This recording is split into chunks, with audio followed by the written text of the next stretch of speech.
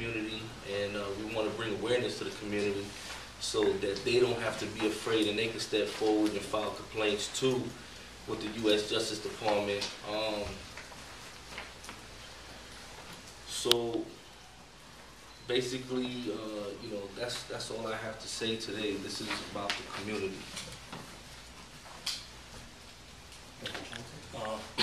Good morning. My name is Nelson Johnson. I'm here in support of the filing of this Title VI case. I come in my capacity as a Christian minister, as one who has worked and struggled for nonviolent social change, especially in the last 20 years. I preached it, I practiced it. I'm very conscious of the tendency in our city to frame and define people in a way that's alien and hostile to who they really are. So I took the time to say that. I think a great challenge of our city is to face truthfully a rather long history of police behavior that's not good.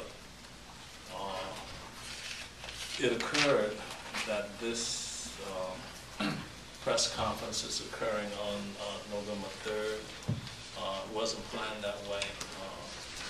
But that date signals something very profound in this city that still lingers.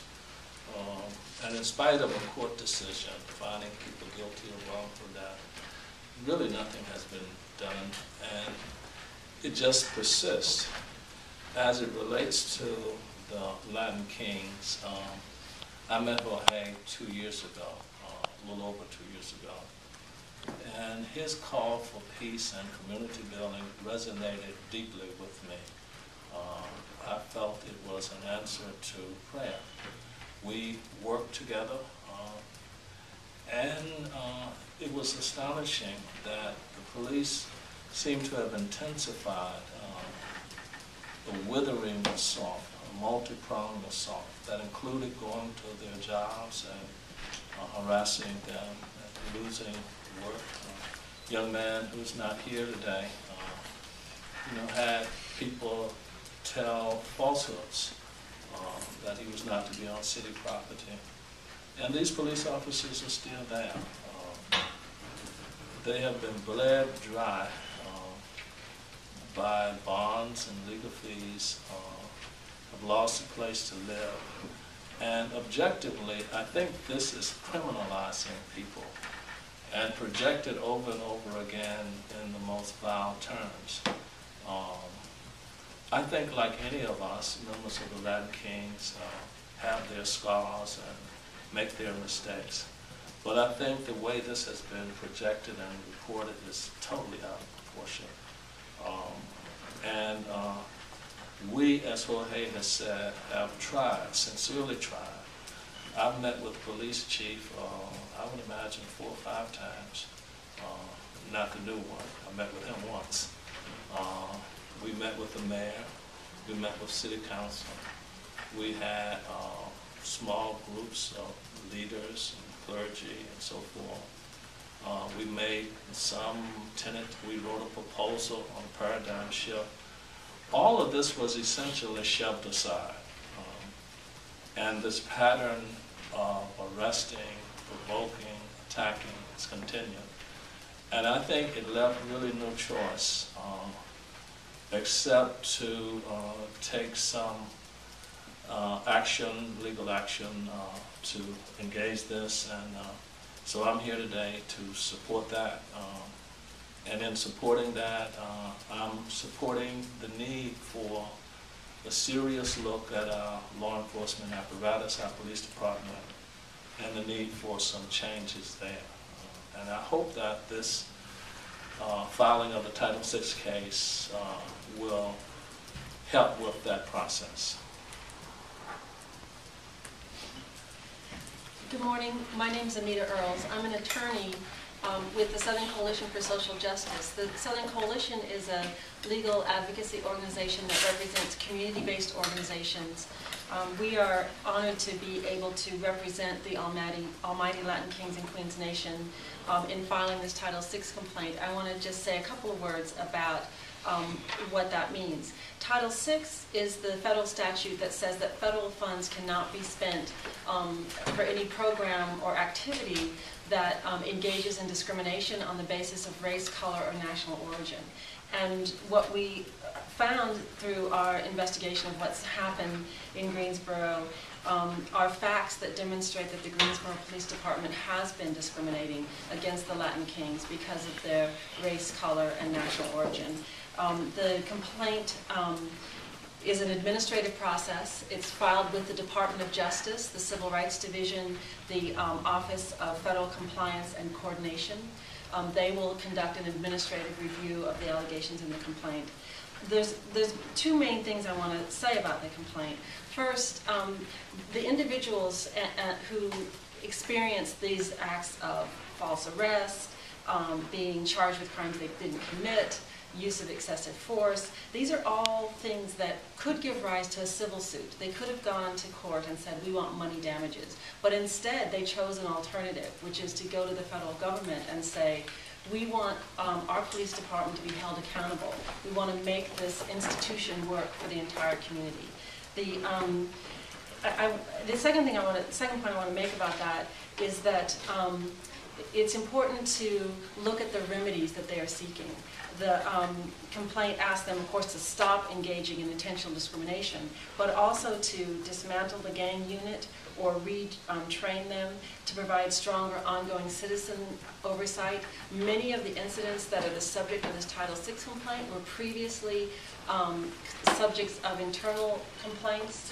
In other words, these complainants tried to work through the local process, through the local system, and did not get any remedy, did not get any relief. So we ask that the internal review, the complaint processing system actually be revised so that it works for citizens. To implement a written policy against discrimination, to install mobile video, audio recording equipment in their patrol vehicles. I won't go through all 9, but as you can see, these are very reasonable requests that the police department reform the way it's operating.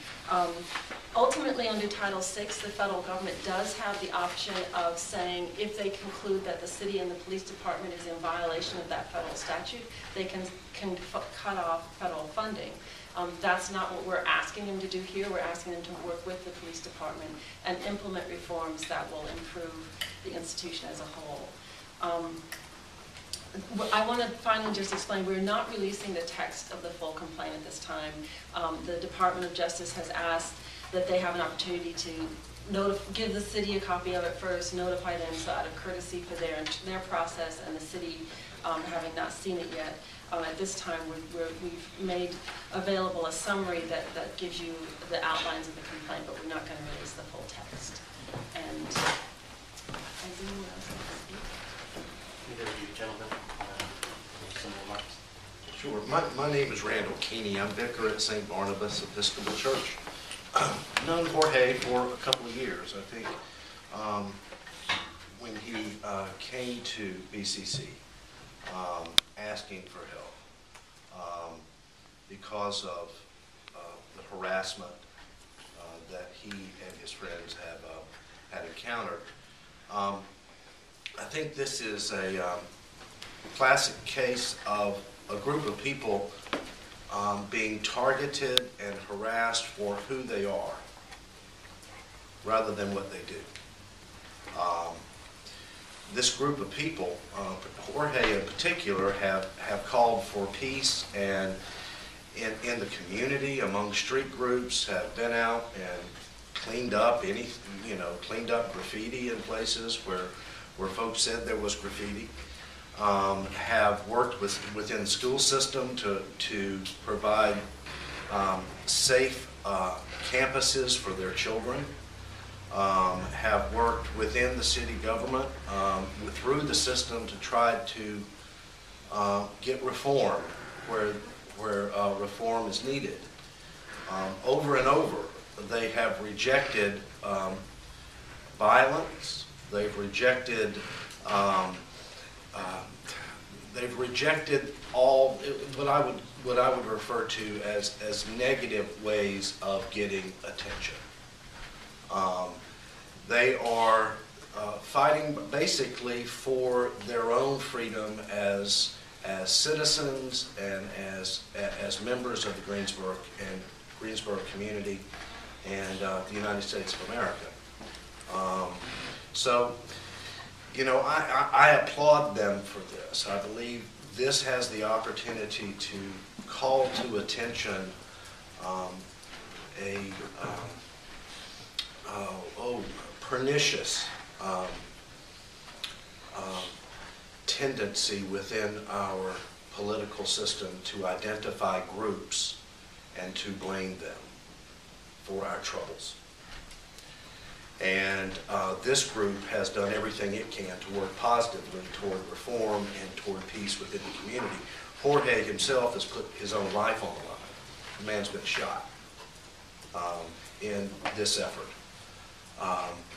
When you look at the record and you see that 9 out of 10 times when his group is targeted and they are arrested, handcuffed, put in the back of a police car, taken downtown, photographed, have their personal attire confiscated and thrown away, that 9 out of 10 times that happens through the gang unit in Greensboro, those charges are dismissed or thrown out or they are acquitted.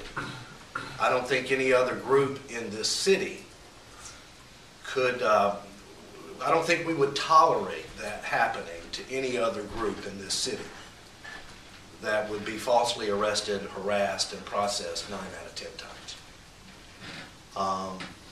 So the fact that it's tolerated and in fact promoted by some within the Greensboro city government and Guilford County, I think points toward the fact that there is an agenda beyond crime and criminal control, because 9 out of 10 times these guys are innocent. So it's time we stopped targeting people for who they are rather than what they do. And in the words of Martin Luther King Jr., it's time that we started treating people with the dignity that is called for in their character rather than targeting them because of the color of their skin or because of their national heritage when it's politically expedient. So, thank you. Thank you. Do any of you have any questions you'd like to ask? Jordan Green from Yes Weekly, excuse me. I wanted to ask Ms. Earls, based on previous enforcement actions by the Justice Department in similar cases across the country, what do you think the likelihood of success of this complaint is? Well, certainly we wouldn't have advised filing it if we didn't think that it was a strong complaint and well merited. I can point you to other types of investigations that this section has done in situations that I think were not as egregious, not as detrimental in terms of the impact. So what I'm speaking about in particular is that they investigated the Montgomery County Police Department for making traffic stops based on race. And while it's certainly harassing and unpleasant for people to be stopped because of race, that's very different. I think the allegations here are more severe in terms of people losing their jobs, people being arrested without cause, having to spend time in jail. So I think that we are raising very serious claims and that they'll take a very close look at it.